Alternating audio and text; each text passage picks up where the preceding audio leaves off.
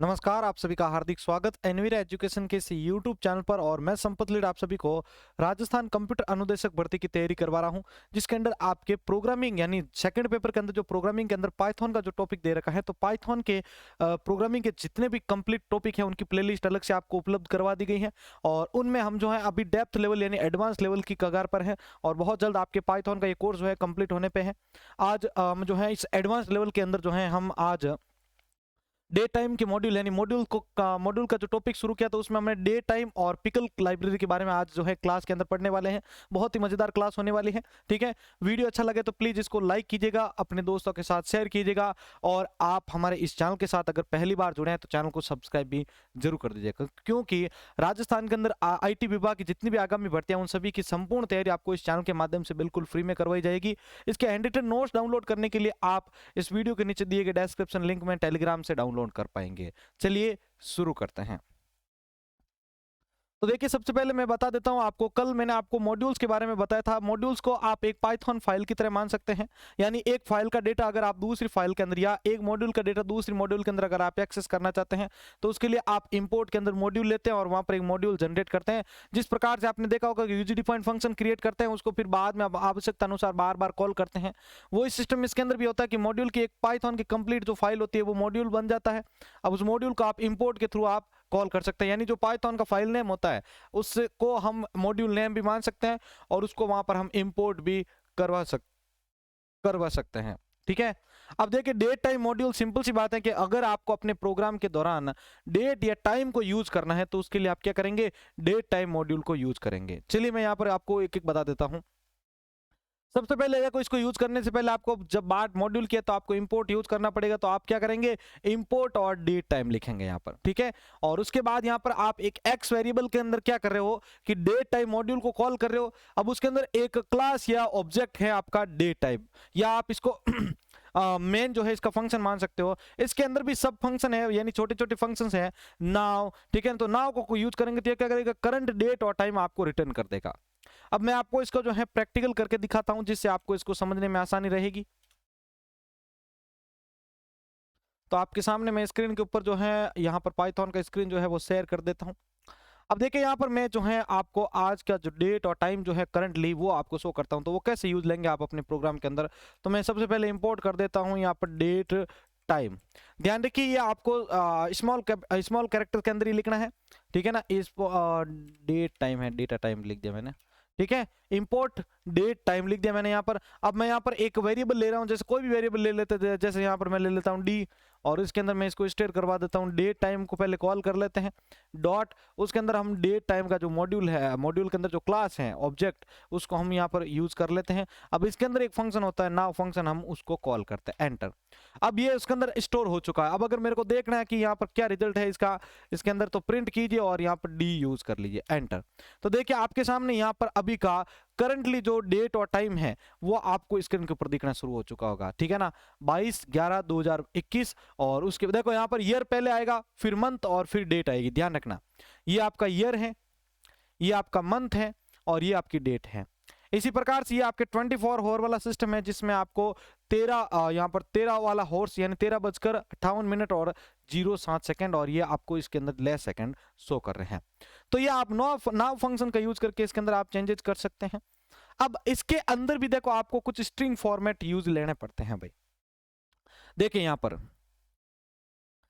पर अब जो हम इसी के अंदर एक नया टॉपिक डिस्कस करने वाले हैं, वो है आपका क्रिएट डेट ऑब्जेक्ट, यानी डेट का ऑब्जेक्ट आप कैसे क्रिएट कर सकते हैं। यदि हमें दिए गई वैल्यू को डेट में कन्वर्ट करना हो, तो आप सिंपल सा है कि भाई देखो, एक तो ये है कि आपको ये रिटर्न कर रही है सिस्टम का डेट, लेकिन आपको खुद को भी अगर कोई डेट बनाने का, डेट का ऑब्जेक्ट बनाने का अगर आपको पड़ जाए काम, तो फिर आप कैसे करेंगे। तो पहले यहाँ समझिए आप कि मैं क्या करूंगा, यहाँ पर एक वेरिएबल लूंगा, उसके अंदर डेट टाइम लिखूंगा, उसके अंदर जो भी मैं ईयर मंथ और डेट ये पास करूंगा, वो क्या करेगी, इसके अंदर कन्वर्ट होकर आपके पास आउटपुट के रूप में आ जाएगी। चलिए इसको प्रैक्टिकल समझा देता हूं आपको, कि सबसे पहले मेरे को यहाँ पर लेना है, जैसे इंपोर्ट तो ऑलरेडी मैंने कर रखा है, मैं यहाँ पर एक वेरिएबल ले रहा हूँ जैसे z। ठीक है, इसके अंदर मैं क्या कर रहा हूँ, यहाँ पर डेट टाइम को, यहाँ पर मॉड्यूल को कॉल कर रहा हूँ, इसके अंदर डेट टाइम क्लास को यूज कर रहा हूँ।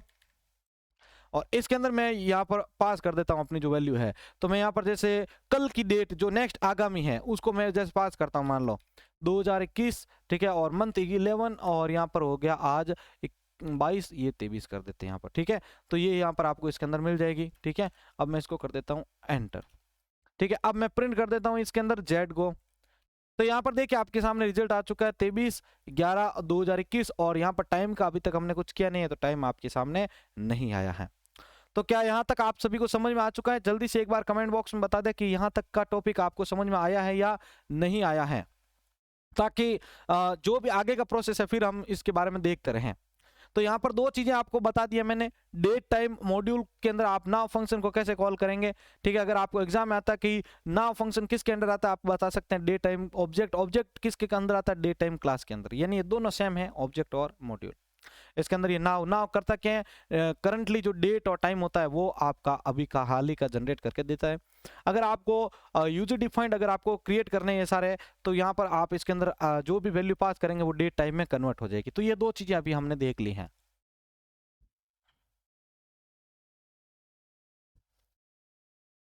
चलिए भाई, लगभग सभी को समझ में आ चुका है ये टॉपिक। अब हम आगे बढ़ते हैं और इसी के अंदर और एक नया टॉपिक लेते हैं, जिसमें आपको STRF टाइम के बारे में बताऊंगा, यानी स्ट्रिंग फॉर्मेट टाइम के बारे में।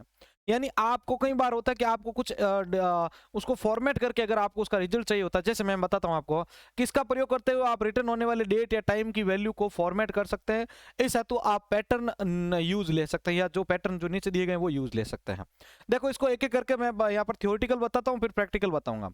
देखो आप अपने डेट टाइम के उस फंक्शन के दौरान अगर वहां पर आप जो आउटपुट आ रहा है उसके अंदर आप परसेंटेज भी यूज करते हो, तो ये मंथ का जो नेम होता है उसको शॉर्ट वर्जन में आपको दिखाता है। शॉर्ट वर्जन मतलब एक होता है मार्च पूरा, एक होता है ये मार्च MAR। तो ये शॉर्ट वर्जन में अगर आपको डेट देखनी है तो आप परसेंटेज वी का यूज करेंगे। अगर आपको जो मंथ नेम वो फुल दिखाना चाहिए फुल वर्जन में, तो आप परसेंटेज कैपिटल V का यूज करेंगे। इसी प्रकार आप स्मॉल परसेंटेज M यूज करेंगे, तो ये month as a number use करेगा आपके लिए, ठीक है ना। यानी 0 से लेकर 1 से लेकर 12 के बीच में जो मंथ होंगे उसको ये दिखाएगा आपको। अगर आपको परसेंटेज स्मॉल में वही अगर आप लिखते हो यहाँ पर, तो आपको क्या करेगा, ये ईयर जो होगा वो शॉर्ट में दिखाएगा। जैसे 2021 चल रहा है तो ये सिर्फ यहाँ का लास्ट का 21 ही आपको शो करेगा। अगर फुल देखना आपको तो यहाँ पर कैपिटल में वाई लिख दो, तो फुल में आपको ईयर शो कर देगा। और अगर आप यहाँ पर परसेंटेज एच करते हो तो यहाँ पर क्या करता है, ये हॉर शो करता है, ठीक है ना, 0 से लेकर 23, ठीक है ना। तो यहाँ पर जैसे ये आ चुका है, यहाँ पर जैसे 24 घंटे होता है ना उसके अंदर के बीच का यहाँ पर डेटा आपके सामने आ जाएगा। और अगर आपको वो जो टाइम होता है वो अगर आपको 0 से 12 का हॉर के बीच का अगर आपको शो करवाना है तो परसेंटेज आई यूज करेंगे आप। इसी प्रकार से आप अगर P यूज करेंगे तो AM PM को दिखा सकते हैं आप। परसेंटेज M को यूज करेंगे तो आपको मिनट, ठीक है, और उसके बाद यहाँ पर 00 और ये 59 और उसके बाद 45 यहाँ पर ये आ रहा है। मतलब जो 59 मिनट से और 0 से पहले पहले जो भी है उसको यहाँ पर ये रिटर्न कर देगा। और परसेंटेज S का यूज करके आप क्या कर सकते हैं भाई, सेकेंड को वहां पर जो है आउटपुट में शो करवा सकते हैं। तो यहाँ तक का एक बार आप थ्योरेटिकल देख लें भाई। अगर किसी को समझ में नहीं आया तो वो पूछ सकता है, अगर किसी को कोई समझ में नहीं आया तो वो पूछ सकता है। जल्दी से कमेंट बॉक्स में बता दे भाई, यहाँ तक अगर किसी को समझ में नहीं आया तो कमेंट बॉक्स में पूछ सकता है। सिंपल सा है कि आप इसको जो है फॉर्मेट करके अपने आउटपुट के दौरान जो है इसको यूज करवा सकते हैं, ठीक है ना। तो एक बार जल्दी से जल्दी कमेंट बॉक्स में बता दें, ताकि फिर मैं आपको इसका जो है प्रैक्टिकल करके दिखा देता हूं, ताकि आपको इसको समझने में कोई प्रॉब्लम ना हो भाई। देखो प्रैक्टिकल सीखने में एक और फायदा होता है कि आप इसके अंदर जो है आप इसमें जो है आउटपुट आपका जो भी आ रहा है तो उसके साथ और प्रैक्टिकल करने के साथ साथ आप बहुत सारी चीजें होती है वो रिपीट हो जाती है आपके, ठीक है ना। तो जल्दी से कमेंट बॉक्स में बता दे भाई आपके पास जो है आपको जो है ये समझ में आया है या नहीं आया है।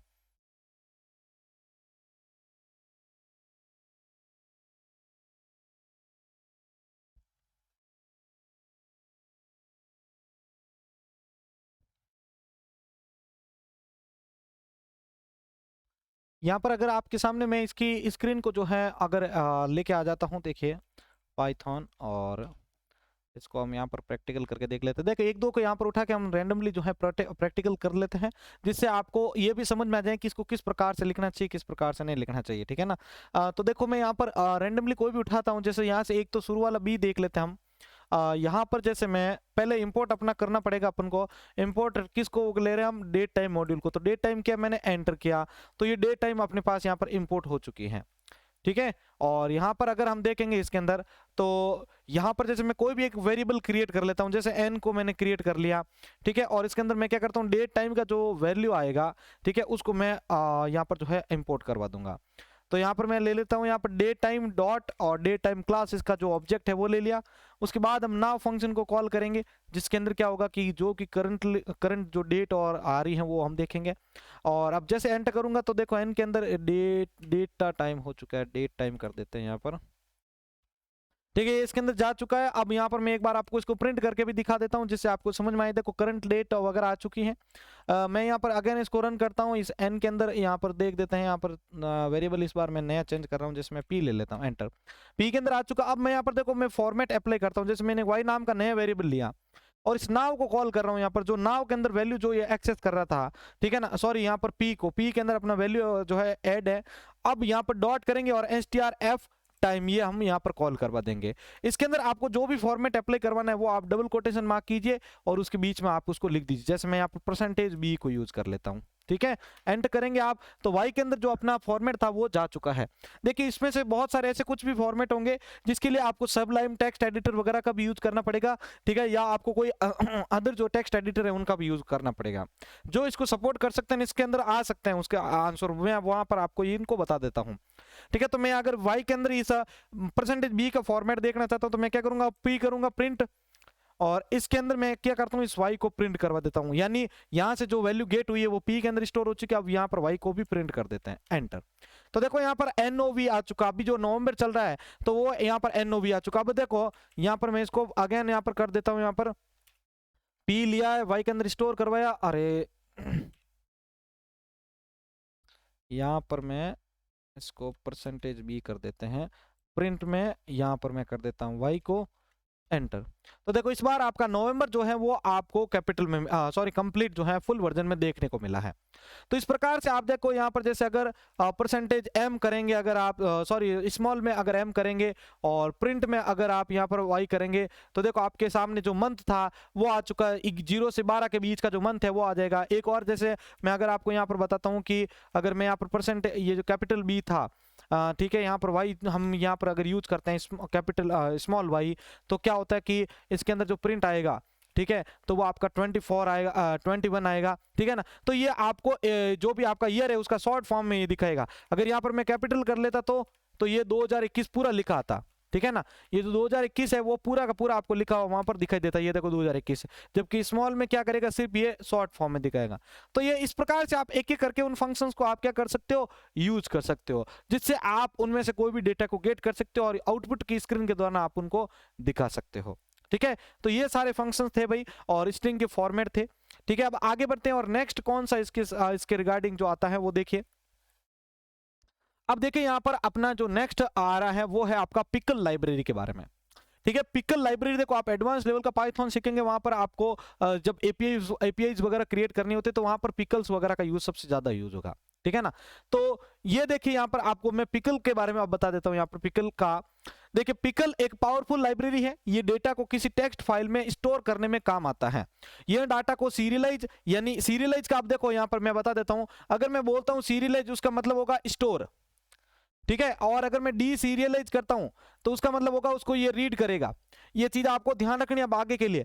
सीरियलाइज का मतलब होगा स्टोर करना डेटा को टेक्स्ट फाइल में, और उस टेक्स्ट फाइल से डाटा को पढ़ने के लिए आप डी सीरियलाइज मेथड बोलेंगे उसको, ठीक है ना। तो पिकल की मदद से नीचे दिए गए डेटा टाइप को आप स्टोर करवा सकते हैं। बस अब आपको यहाँ पर ये ध्यान रखना, पिकल की मदद से हम कोई टेक्स्ट को जो है किसी टेक्स्ट फाइल के अंदर स्टोर करवा सकते हैं किसी डेटा को। अब यहाँ पर देखिएगा आप पिकल की मदद से नीचे दिए गए डेटा टाइप को आप स्टोर करवा सकते हैं। कौन कौन से डेटा टाइप को ये सपोर्ट करता है, तो पहला है Boolean, integer, float, complex number आपको पता होगा जिसमें कैरेक्टर और इंटीजर दोनों आते हैं, स्ट्रिंग, टपल जो पढ़ते हैं हम, लिस्ट है, सेट और डिक्शनरी, ये लगभग सारे के सारे हमने पढ़े हैं। बूलियन के अंदर आपको पता होगा ट्रू और फॉल्स वाला जो था टॉपिक। अब देखो बूलियन फंक्शन को यूज करने से पहले इसकी लाइब्रेरी को यूज करना पड़ेगा। तो सिंपल सा ये सभी को अब रट रखा है कि आपको इंपोर्ट यूज करना है कीवर्ड, और वहां पर आप पिकल को लिख देंगे तो वो इंपोर्ट हो जाएगा। अब ध्यान रखिएगा ये क्वेश्चन आ चुका है एग्जाम में कि पिकल के दो मेन फंक्शन होते हैं। कौन कौन से, डंप और लोड। डंप और लोड क्या करता है, देखो यह डाटा को सीरियलाइज स्टोर करने में काम आता है, यानी ये सीरियलाइज या स्टोर करने में काम आता है कौन, डंप, जब आपको स्टोर करना होगा डेटा।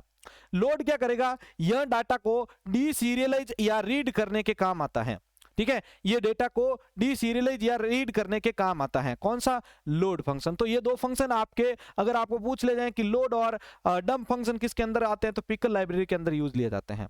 अब मैं आपको एक छोटा प्रोजेक्ट या मान सकते हैं एक छोटा प्रोग्राम बना के बताऊंगा, जिससे मैं एक टेक्स्ट फाइल नोटपैड की ले रहा हूं, जिसमें डेटा यहां से स्टोर करवाना सिखाऊंगा आपको पाइथन की मदद से। ठीक है, तो मैं यहां पर आपके लिए एक पाइथन का एडिटर ओपन कर लेता हूं। ठीक है, तो यहां से मैं अब पाइथन का जो आईडीएलई वर्जन है मैं उसको ओपन कर देता हूं और उसको भी दिखा देता हूं आपको। ठीक है, देखो यहाँ पर आपके सामने जो पाइथन का एडिटर आया है भाई, देख लीजिए आप एक बार तो। ठीक है, तो आपके सामने उसको ऑन कर देता हूँ। ये देखिए आपके सामने पाइथन का एडिटर भी आ चुका है। अब मैं एक नोटपैड का भी ले लेता हूँ इससे, जिससे आपको उसका भी समझ में रहे। ठीक है, नोटपैड ओपन कर लेते हैं। यहाँ पर देखिए मैं नोटपैड ओपन करके आपको इसकी स्क्रीन भी शो कर देता हूँ। यहाँ पर एक और यहाँ पर ऐड कर देता हूँ, जिससे समझने में आपको आसानी रहे। नोटपैड, ठीक है, तो आपके सामने अब देखो मैं नोटपैड को भी लेके आ रहा हूँ भाई, ध्यान रखना आप। ये नोटपैड यहाँ पर शो नहीं हो रहा है इसके अंदर।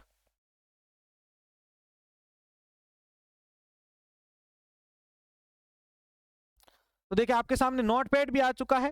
ठीक है, इन सभी को मैं यहाँ पर जूम आउट करके आपके सामने रख देता हूँ, जिससे आपको समझने में आसानी रहेगी। ये अभी मेरा नोटपैड है जो आपके सामने आया हुआ है स्क्रीन के ऊपर। देखो सारे मैं अभी ऑफ कर रहा हूँ। यहाँ पर मैं पाइथन को पहले ऑफ करता हूँ। ये आपके सामने जो अभी व्हाइट स्क्रीन वाला आ रहा है, ये नोटपैड है भाई, ध्यान रखिएगा। ठीक है, तो अभी मैं आपको पहले इसके अंदर देखो, अभी इसके अंदर कोई भी डेटा नहीं है। जब मैं इसके अंदर कोई टाइप करूंगा, जैसे राम इज गुड जो भी है, तो यहाँ आएगा। लेकिन अभी देखो इसको मैं खाली छोड़ रहा हूँ। मैं फाइल में जाके इसको क्या कर रहा हूँ, सेव कर रहा हूँ भाई। ठीक है, और यहाँ पर क्यों सेव जरूरी है, क्योंकि वहां पर टेक्स्ट का नाम पूछेगा। तो मैं जहां पर भी मेरे को एक लगे सूटेबल, वहां पर एक फोल्डर क्रिएट कर लेता हूँ पाइथन प्रोजेक्ट नाम से। ठीक है, डेस्कटॉप के ऊपर। और इसके अंदर मैं क्या करता हूँ कि एक नोटपैड की जो अभी ये टेक्स्ट फाइल थी अपनी, ये नोटपैड की, इसको मैं एक सेव कर देता हूँ। जैसे मैं यहाँ पर लिख देता हूँ, जैसे एनवीरा नाम से मैं, ठीक है, या ANV नाम से स्टोर कर देता हूँ। तो अब इस फाइल को हम जानेंगे ANV.txt नाम से। तो अभी मैं इस स्क्रीन को यहाँ से आपके सामने से रिमूव कर रहा हूँ, और अब मैं आपके सामने कोड लिख रहा हूँ कि किस प्रकार से अपन उसके अंदर डेटा को लेके जाएंगे। ठीक है ना, तो यहाँ पर देखो मैं यहाँ पर आपके सामने जो है मैं डेटा टाइप कर रहा हूं, तो उसके लिए पहले आप इंपोर्ट कर दीजिए पिकल को। ठीक है, सॉरी पिकल, इंपोर्ट पिकल। ठीक है, ये इंपोर्ट हो चुका है। अब मैं यहाँ पर एक s नाम का वेरिएबल बना रहा हूँ, जिसके अंदर एक लिस्ट बना रहा हूँ। ये लिस्ट है भाई मेरी 10, आप टपल भी बना सकते हैं, डिक्शनरी बना सकते हैं। ठीक है, तो 10, 20 और 30 और ये 40 रूप चला गया इसके अंदर। अब मैं यहाँ पर एंटर करूंगा तो ये बन चुकी है। अब मैं यहाँ पर टाइप करूंगा पिकल, और यहाँ पर इसके अंदर करूंगा अंडरस्कोर, यहाँ पर करूंगा राइट। ठीक है, पिकल अंडरस्कोर राइट, और इसके अंदर मैं करता हूं यहाँ पर ओपन, यानी ये ओपन करेगा किसको, अपनी फाइल का नाम हमने क्या दिया था, तो हमने अपनी फाइल का नाम दिया था ANV। ठीक है, ये, और यहाँ पर देखो ANV डॉट उसका टेक्स्ट फॉर्मेट था TXT। ठीक है, अब यहाँ पर डबल कोटेशन से ऑफ करना है इसको ऑन भी कर लेते हैं। देखो ऑन ऑफ हो चुका है। अब यहाँ पर कीजिए आप इसके बाद कोमा, और यहाँ पर आगे आपको देखो दो फॉर्मेट दिखाने पड़ेंगे। आपको इसके आगे दो फॉर्मेट दिखाने पड़ेंगे। देखो मैं आपको अगेन यहाँ पर लेके आ जाता हूँ। पहले यहाँ देखिए, यहाँ देखिए, आपको यहाँ पर स्क्रीन के ऊपर एक देखो, एक WB और एक होगा आपके RB। WB जो होगा वो आपका राइट करेगा डेटा को बाइनरी में। देखो WB मतलब होता है राइट बाइनरी, ये आपको लिखा हुआ आ रहा है। RB अगर कहीं पर मैं इस फॉर्मेट में लिखता हूं तो उसका मतलब होगा कि ये वहां से पढ़ेगा डेटा। तो ये चीज आपको ध्यान रखना बहुत ही जरूरी है, ध्यान रखिएगा। ठीक है, अब मैं आपके सामने पाइथन वापस लेके आ जाता हूँ, जिससे समझने में आसानी हो। तो मैं यहाँ पर क्या करता हूँ कि इस WB को यहाँ पर इसके अंदर टाइप कर देता हूँ। ठीक है, तो देखिए यहाँ पर मैं अब इस WB को यहाँ पर टाइप कर देता हूँ इसके अंदर, ये पाइथन अपना, हाँ। यहाँ पर मैं जो है इस W की यहाँ पर डबल कोटेशन मार्क में मैं करना चाहता हूँ right back, sorry right binary. अब इसको कर देंगे हम एंटर, तो ये उसके अंदर अब चला जा चुका है। अब लिखना जो था, मतलब वो आपकी लिस्ट थी, वो वहां पर स्टोर करवा दी उसने, बाइनरी फॉर्म में हुई है, ध्यान रखिएगा, राइट बाइनरी किया है हमने। ठीक है ना, तो बाइनरी फॉर्म में चला गया। अब मैं क्या करता हूं यहाँ पर, अब लिखने का काम हो गया। अब क्या करना है, तो पिकल और यहाँ पर डॉट डंप करेंगे। ठीक है। तो यहाँ पर पिकल डॉट डंप यूज करेंगे तो ये डेटा को सीरियलाइज यानी स्टोर, वो देखो वो तो लिखा है उसने, अब इसके अंदर हम डेटा को सेव तो करना पड़ेगा ना भाई, सेव किए बिना तो वो नहीं होगा। तो यहाँ पर मैं कर देता हूँ इसको और यहाँ पर लिख देता हूँ SRL और सॉरी यहाँ पर S और यहाँ पर कर देता हूँ मैं कोमा। उसके बाद आपको एक कीवर्ड यूज लेना है पिकल और उसके अंदर आपको करना है राइट। इसका मतलब है कि आपको उस फाइल को ओपन करना है anv.txt को, उसके अंदर करना है राइट। क्या करना है आपको, ये डिक्शनरी राइट करनी है, मतलब इसका जो इसको जो है आपको बाइनरी फॉर्मेट में स्टोर करवाना है उसमें। अब मैं यहाँ पर क्या कर देता हूँ, वो फाइल आपने सेव कर दी, लिख दिया, सारा को हो गया। अब उसको क्लोज कर देता हूँ पिकल और यहाँ पर कर देता हूँ मैं अंडरस्कोर, देखो मैं अभी यहाँ पर कर देता हूँ पिकल और यहाँ पर अंडरस्कोर और यहाँ पर कर देता हूँ मैं राइट। ठीक है, उसके बाद डॉट क्लोज, डॉट यहाँ पर क्लोज, हमने नई फाइल नहीं ली भाई,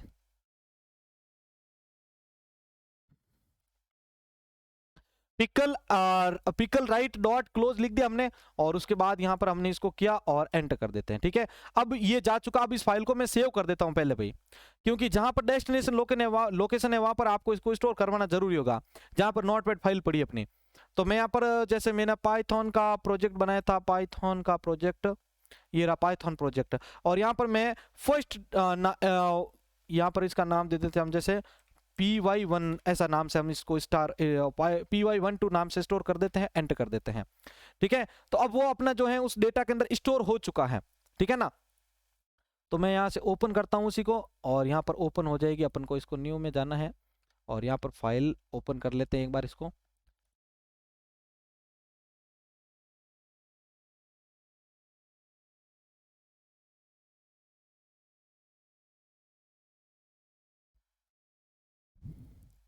भाई हमने इसको नई फाइल पे नहीं लेके आए थे, वो टेक्स्ट मोड में थे। एक बार मेरे को आपको अगेन आपके सामने इसको लेके आना पड़ेगा। ये कोड जो है मुझे नई वाली जो विंडो है उसके अंदर लिखना पड़ेगा भाई।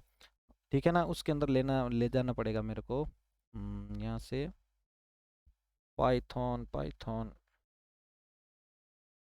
तो भाई यहाँ पर मैंने जो है पाइथन का जो फाइल में जाके हमने न्यू नहीं लिया था इंटरफेस, तो वो न्यू लेके उसके अंदर मैंने कोड को अगेन टाइप किया है।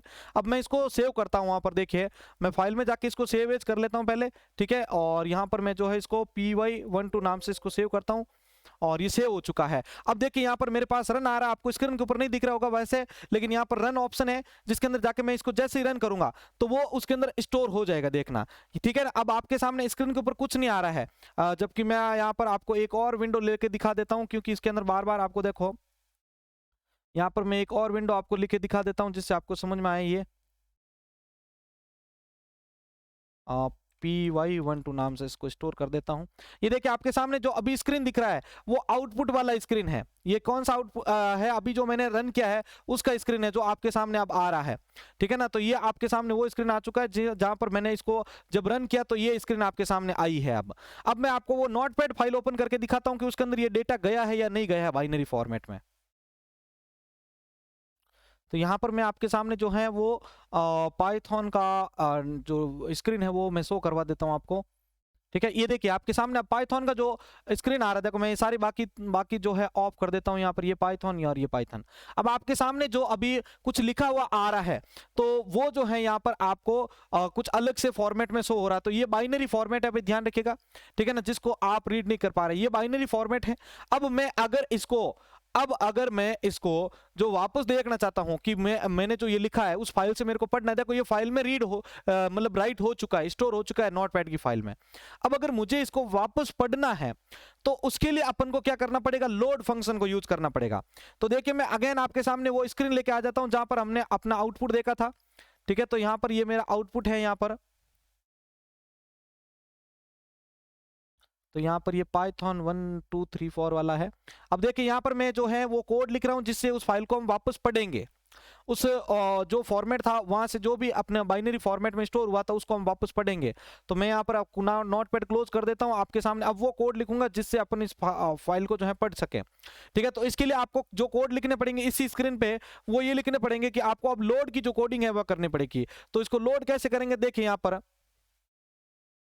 यहाँ पर हम टाइप करेंगे इंपोर्ट और यहाँ से लिखेंगे हम पिकल, क्योंकि पिकल को इंपोर्ट करना जरूरी होता है।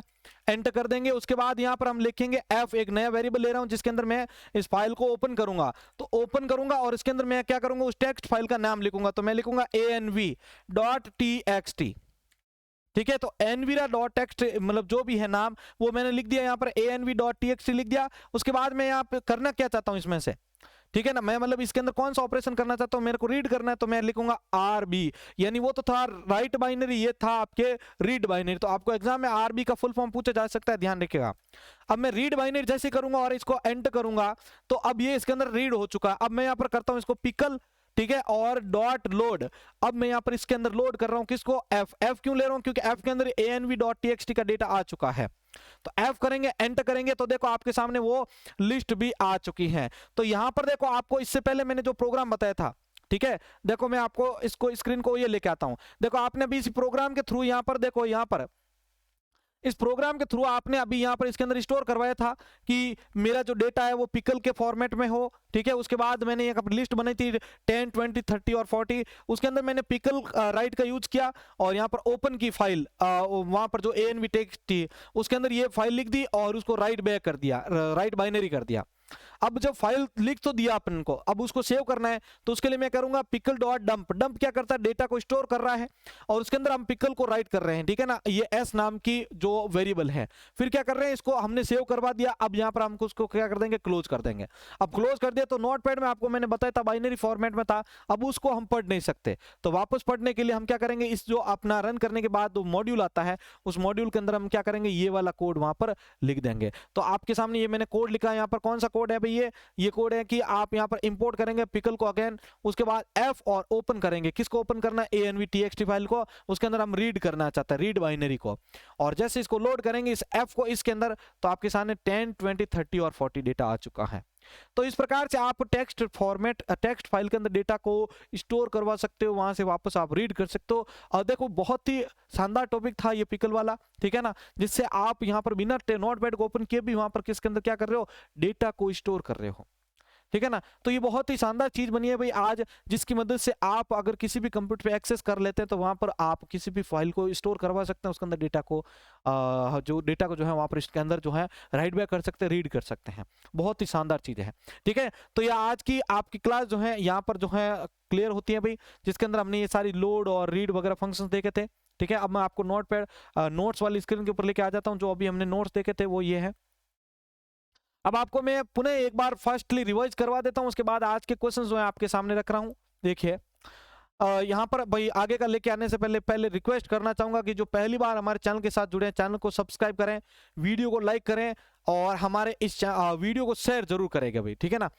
अब देखिएगा यहाँ पर मैंने सबसे पहले आपको डेट टाइम मॉड्यूल के बारे में पढ़ाया था। ये होता क्या है, आपको अगर अपने प्रोग्राम के दौरान किसी भी डेट या टाइम को इंपोर्ट करना है तो आप इसका यूज करेंगे, ठीक है। उसके बाद आपको मैंने बताया था कि क्रिएट डेट ऑब्जेक्ट, तो आप अपने अनुसार ऑब्जेक्ट डेट बनाना चाहते हैं तो उसके लिए ये यूज करेंगे मेथड आप, ठीक है ना। डेट टाइम मॉड्यूल यूज करेंगे, उसके अंदर डेट टाइम उसको फंक्शन को यूज करेंगे, डेट टाइम सॉरी वो आपका ऑब्जेक्ट या क्लास जो है उसको यूज करेंगे, उसके अंदर आप डेट टाइम और इस मंथ को आप पे पास कर देंगे इसके अंदर।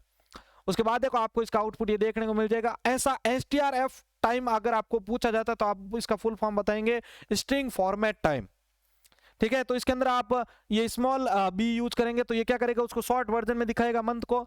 अगर कैपिटल बी यूज करेंगे तो ये मंथ नेम को फुल वर्जन में दिखाएगा।